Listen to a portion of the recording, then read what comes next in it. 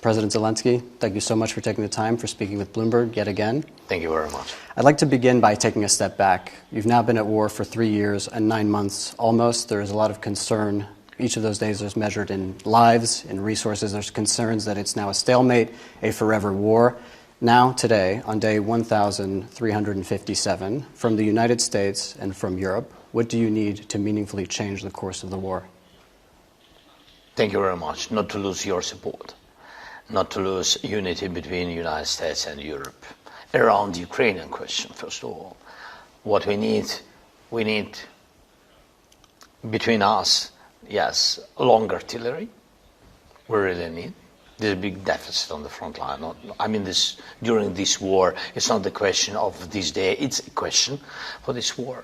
And of course, we need air defense. We are thankful for program PURL. We are thankful to President.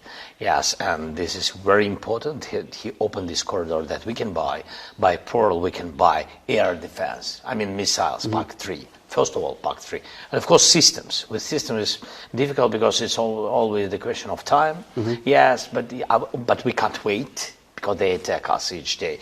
And we began to work on the interceptors, drones, interceptors. We have our production, and by the way, good production, American-Ukrainian production, co-production. I'm happy that we have co-productions already. Yeah. We started this, but I hope that in future we will have more. So I think air defense, number one, long artillery, as I said, and of course, if you will ask me what can change, yes, we need long range. Yes, we need long range. Somebody, by the way, I had a conversation with Santos, as you mentioned at the very beginning, and bipartisan support. We are thankful, but we spoke about Tomahawks, for example. I said it's not only about Tomahawks. There are some similar long-range things, important, very important things. Look, there are military targets on the territory of Russia which have huge air defense around because they need to save. That's why it's not enough to have drones. We need, some other package. So if we want to answer, because they attack us and we have to answer, that's why we raised this topic with the American side. And another topic at the battle lines right now, the battle for Pokrovsk is currently being waged. There have been some suggestions from allies saying that it might make sense to have a tactical retreat to conserve military, conserve resources, conserve lives in order to regroup. Is that something that you're actively considering? Has the time come to take a retreat? In any way, this is a decision of generals, and of course I will support our soldiers, especially commanders who are there, how they can control the situation, or it's too expensive for us. We can't lose the most important for us. This is our soldiers, and of course they need to decide on the battlefield, decide the place. But you have to know the most expensive month during these 3 years and 9 months, these months for Russians, because of Pokrovsk. They lost in October more than 25,000 people. It's only this is 25,000 what we control from drones. So there are video facts of this. So I don't know the total number of their losses during October, but only fixed by video, 25,000. And something you do control, and there will be renewed discussions about this around manpower, whether or not you need to expand conscription. Is that something you are looking at? This is something that you may hear more from allies, given the retreats you've had to make in Zaporizhia, for example. Look, the question of people, of course, is the most sensitive and the most difficult, for me, for soldiers, for people, for society, and for partners. Yes, and of course we don't have really comparable number of people because the size of Russia, yes, and the size of Ukraine, yes, but this is the balance. You can't, even if soldiers ask to mobilize more people. You have to balance. It's a very difficult question. You have to balance because there are society, people, and they have to work, and they have to work and pay taxes, and then this money goes to army. So you have to find the balance. So I react during military cabinets, and of course soldiers raised this topic, and partners. Yes, but partners are not at the battlefield. And that's why, with all respect to our partner, with all respect, I said the decision of our army was to mobilize about 30,000 per month. And the system now is doing this. And one of those partners is President Donald Trump. He seemed very committed to the idea of a ceasefire. Now it seems that the diplomatic line for now is closed. You know President Trump and you understand one another much better than you did back in February. With that understanding, how do you bring him back to the table and on your side of the table? How to bring back Donald President Trump? Yes, to committing to the idea of a ceasefire. I think this is important for me and for our people, and this is a big euro, much more bigger than in Ukraine. We paid the most, high price because it's only Ukrainian losses here, but human losses, of course, first of all. But we have to understand that also. I think this is important for America, and I think this is very important not to give possibility to Russia just to. Russia began this aggression. Russia began this war. It's a war against us. They stolen. Thousands of Ukrainian children. We can't. They don't respect. They don't respect the law, but they really respect the United States. They respect President Trump. I really think that President Trump can push Putin to negotiations, and that's why this is very important. And I think that like I said to senators, we are very thankful to First Lady, and I'm very thankful, like the President of Ukraine, that our First Ladies, Olena and Melania, that they spoke, they began to work on children question, how to bring kids back. This is very important, and I'm thankful to her and to other leaders who also helped us. For this moment, we brought 1,600 children. And you mentioned the PURL defense program that was rolled out earlier this year. Is that bringing you what you need at this stage? I'm thankful to President that we can get what we need. Not enough, but it depends on different things. But not enough. But not enough air defense, not enough missiles. I work on it personally.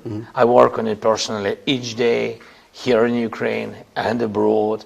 We have different systems. We have NASAMS, IRIS-T, Hawks, Patriot systems, different systems. And for these systems, we need, or it's about missiles, or the questions of money. And I need to get these funds and to push this money for air defense, for PURL. Now we have this PURL. That's why this is very important. And then the U.S. shutdown, there have been reports that the U.S. shutdown has been affecting the PURL program, that maybe it's been creating difficulties for allies to purchase through the program. It has had delays to deliveries. Has the U.S. shutdown had an impact on the battlefield for you? All such things in the United States, of course, have influence. You have to understand that you are leaders, and we count on your support, and of course any kind of such challenges in your country have influence, of course, because it's not about the will of one or another. People or institutions. Sometimes it goes like because of logistics, some slow steps, we need it and it comes later or doesn't. So, that's why such things, of course, have influence. So you feel on the battlefield the U.S. shutdown? Of course, we have influence on it. Okay. Yeah. But it's important that not of the will of some people. It's in the United States. It's your internal questions, but you understand how it works. Yeah. And the other partners that you have are obviously the European partners. We're sensing The Russian assets is, of course, the main debate that is happening in Europe right now. There's a pattern with European leaders where at first they say no to something, whether it's tanks or some other things, then they go to maybe, then they get to yes. That's true. Right now they're on maybe for the Russian assets. Do you think they're going to get to yes, and do you have assurances from European leaders that they will deliver loans on the Russian assets? We need it very much. This is one of the types of real sanctions. Russia has to pay for this war. They began this war and they have to pay. This is a real fact, how they can pay. And we need this money. We will spend this money on renovation, and of course we need air defense, and we need air defense from the United States, and we have European systems. We need this air defense from European leaders. This is all very important. And of course we need to finance our drone production, which is huge. We need to finance it, and we don't have additional money. And this is the way, and this is fair, I think. They began this war and they want to continue it. That's why they have to pay. Is this the most significant thing European leaders can do right now to help you? Of course, we can get more than 140 billion for today. Right. We can get it. By the way, from the United States, it will be also a good signal, like with energy, like sanctions of the White House, of President. What? Yes, it's about Lukoil and Rosneft and Lukoil. Important step. And it brought some our partners, European partners, also to some strong decisions. And we've been happy that there have been 19th package. We are thankful to Europeans for this. So that's why if President Trump, for example, will decide that he has I think more than 5 billion he has of assets, maybe he will decide to spend this money. It will help. Have you discussed alternatives with allies about Russian assets if that does not come through? Is there an alternative plan? Is there a plan B? No, they understand that we need their support, and if, I hope, God bless, we will get this decision, but if they will not have this decision, of course, we together will find we have to find alternatives. It's a question of our surviving. That's why we need it very much, and I count on partners. And on the question of, you brought Donald Trump in connection to the Europeans, why did it take Donald Trump to get the Europeans to ban Russian LNG?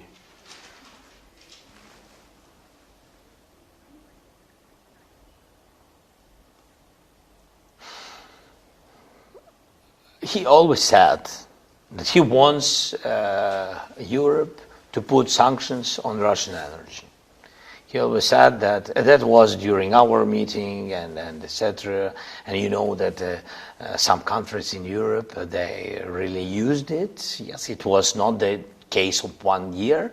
In the case of, I think, about 30 years, they had relations and a lot of different factories. They have common businesses. It's understandable. And then President of the United States, he said, okay, I'm ready, and if Europe will be ready. And of course, this decision, this way of sanctions was good. As I said to you, that it was American sanctions and European sanctions. It like split, and they came together. And I think this is good way. It was good way. And that's the same about assets. That's why I raised it about assets, that there are some assets in the United States. If the United States can do it, it will be helpful for European decisions also. And on the assets, is there an alternative plan? So potentially, let's say the EU can't agree on 27, let's say it's 25, and then maybe there's a partnership with Canada or other nations. Do you see that as an alternative path for the Russian assets to back that? We have bilateral security documents between us and 28, maybe 29 for today partners. We have bilateral documents, security document, which gives us possibility to count on each year financial support. For example, we have good document with Canada. You said about Canada. We have good document with Canada. We have good document with the United States. We have very good documents with other, for example, North European partners and Germany, and really we can count on their money. For example, you know that Germany is one of the biggest donors in the world, and the biggest in Europe. And of course, we count on this document. It's not alternative, but this, I mean, this good, how to say, як сказати, подушка, як сказати? Піл. pill. Yeah, this is a good pill. And in terms of energy, the Russians have been targeting more and more your energy infrastructure, your gas infrastructure as well. You're heading into the winter, yet another winter of the war, very difficult situation. Can you tell us what the situation is going to be for energy in the coming months for Ukraine? А росіяни що більше? And Russians do what, you said? That they've been bombing your energy infrastructure. Так, Substations not to nuclear. цілюють. Yeah, Okay. yeah. I didn't hear. So we have really difficult situation. And we have to go through this winter. It's not the first winter, by the way, but they, of course, they increased the number of attacks by drones. Can you imagine they use Iranian drones? Can you imagine how many drones they use? They use 500. They can use 600, 700. They used once already of 800 drones per day. Plus ballistic and cruise missiles, and it's such combination, of course, is yes. But we have what we have. We have air defense. We have our production of drones. We have drones interceptors. We have our systems of electronic warfare, a lot. I mean, it's about hundreds for today, and it's our production. So we, of course, and our people people from energy, and they which work on the fields, and that's why this is very important.